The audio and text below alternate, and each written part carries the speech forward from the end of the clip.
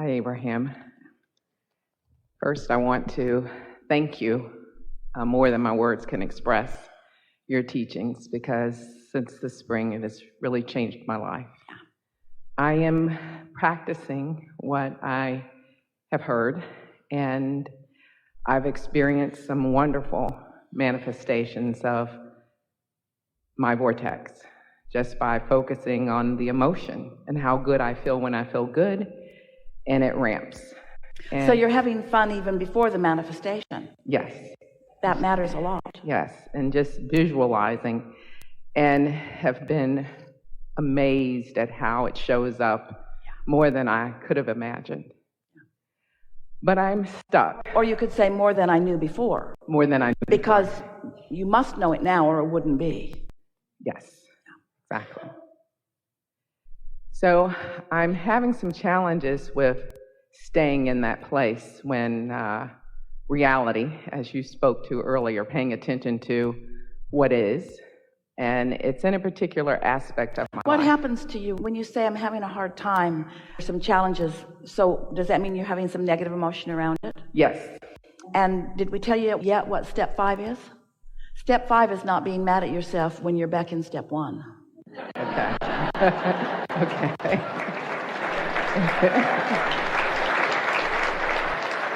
It's realizing the importance of contrast.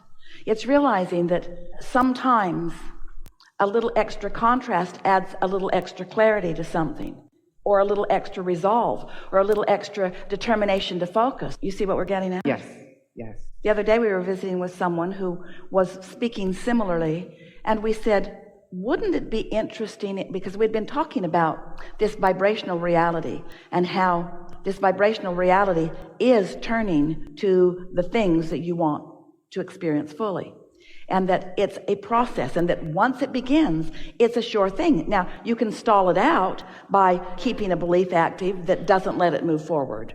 But once the desire is born, if you've been listening to us for a while, you've been hearing us say, if this time-space reality has the wherewithal to give you a desire, it has the wherewithal to give you the full-blown manifestation of it. You heard us say, well, this is what we're talking about.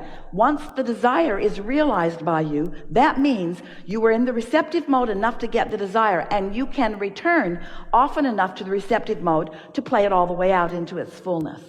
And so when you realize that it's underway, that it is flowing, that it is a slam dunk, that the worst thing you can do is slow it down, but the best thing that you can do is just allow it to unfold easily, then it's easier to find a reason to feel good, knowing that that will be the result of it. So we interrupted you. You want to talk more specifically about something? Yes, so the negative emotion that I experience, particularly around finances, and I have been this way longer than I've ever wanted to. Now, you must have misunderstood. We didn't ask you, how have you been? Yeah. Where have you been? Tell us about yourself. We didn't do any of that. Right. Because we don't want to activate that unnecessarily. So I am compulsively going to a place of fear. Fear that is irrational based on what I've experienced in this life. Well, it doesn't matter how rational or irrational it is. Fear always means the same thing. You're broadcasting in opposition to the broadcast of your inner being. So fear always means that you have a different opinion about it. And so give us an example of a thought you think when that fear hits you. Be as specific and succinct as you can in that. Okay. This is the beginning. I'm going to lose everything. All right, so that's a strong thought.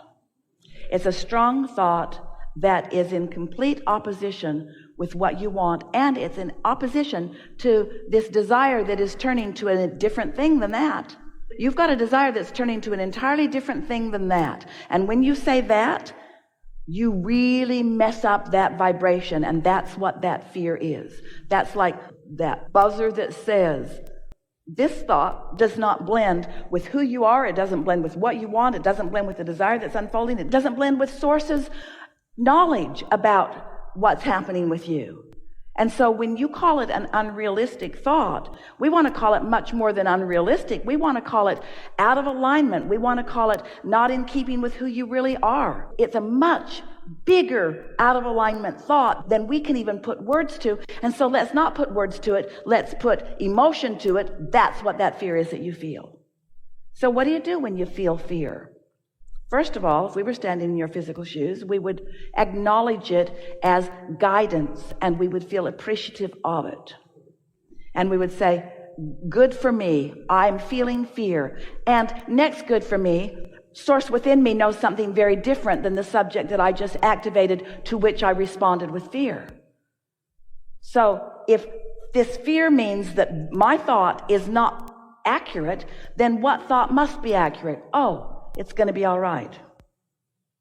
Things are working out for me. Esther and many like you got on a ship in Sydney a few weeks ago and had a wonderful cruise, and then came back to Sydney. And we like to tease you by saying, wouldn't it have been interesting if, when they had all gotten on board, if the captain had come across the loudspeaker? He did frequently. He really liked his own voice, and it came through the speakers a lot. And wouldn't it have been interesting if he had said, ladies and gentlemen, we are so happy to welcome you on board. If you will look at your itinerary, you will see that Sydney is the place that we get on the ship, and it's also the place that we get off the ship. And so, since we are in Sydney, get off. Your voyage is now complete, as you can see by the end of the itinerary. And of course, no one would have wanted to get off, because they didn't get on to get off. They didn't create this voyage to get it over with. And we want to suggest to you that you didn't have all of that experience and put all of those ingredients in your vortex, and law of attraction didn't whip them up into a faster moving energy, and you didn't receive it as an idea which you are in the process of translating into the full-blown manifestation. None of that happened so that you could get it done. It wasn't about getting it done. It was about the joyous experience of watching the cooperative universe respond to the vibrational integrity of your serious, deliberate thought. Don't you like mastering things? Don't you like being good? Don't you like the feeling of clarity? Don't you like knowing that Source has your back and that Source is flowing with you? So this is really what we want to bluntly say. Why would you ever? It seems ridiculous to us. Why would you ever go to all of that trouble of being born into a contrasting environment, giving birth to all kinds of rockets of desire, putting the ingredients all there, getting in the receptive mode enough that you realized a desire, and then take score right now about what is over there when you're here? Why would you take score when there's so much more delicious evolution to take place in this magnificent creation that you are upon? Why would you do that? Well, we'll tell you why, because you're stuck on manifestations. And that's what we're trying to get you to get over with in these hours that we're together. We want you to enjoy this sweet spot as the manifestations are becoming, not just take score of what the manifestations are. So that's what causes you to have fear most of the time. That's the predominant reason that you feel negative emotion, because you got this thing going on and it's alive and well, and Source is with it, and your inner being's with it, and everything's unfolding. The entire universe has got your back, and things are lining up, and law of attraction has whipped up all kinds of cooperative components, and you're over there taking score about the manifestation instead of enjoying the journey on the way. It's like being on the ship and being so mad that you're not at the final destination. You don't do that when you get in your car and go someplace. You expect there to be some life experience between the beginning of your journey and the manifestation, the fruition of it, don't you? So why take score? Why not enjoy the emotional, vibrational journey? Because that's what it's all about.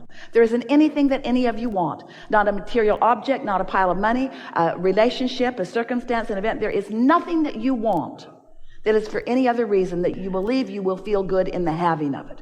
We want to convince you today that you can feel good in the not yet having of it, that you can feel good in the uncondition of it. If you need the condition before you can feel good, you can't control the conditions, so what are you going to do about all those conditions you can't control? You've got to start figuring out how to be unconditional. You've got to start figuring out how to become the vibrational being that you were born to be, because you are eternal. This isn't going to end. You're not ever going to say, okay, I'm done. I've reached my final manifestation. Oh, you tell those stories. That's what you call heaven. Oh yeah, I got it all done and now I can rest. It is not like that. You are a creator and you never, ever, ever will stop creating. Ever, ever, ever, ever, ever. And you know how we know? Because we are non-physically focused and creating with you and through you and to you. It never ends. What's the big rush? Do you ever eat an ice cream cone? Don't you want to make it last? Don't you just go as slow as you can go without it dripping down your arm? Don't you want to savor it? Do you just scarf it? Do you just... Glad I got that over with.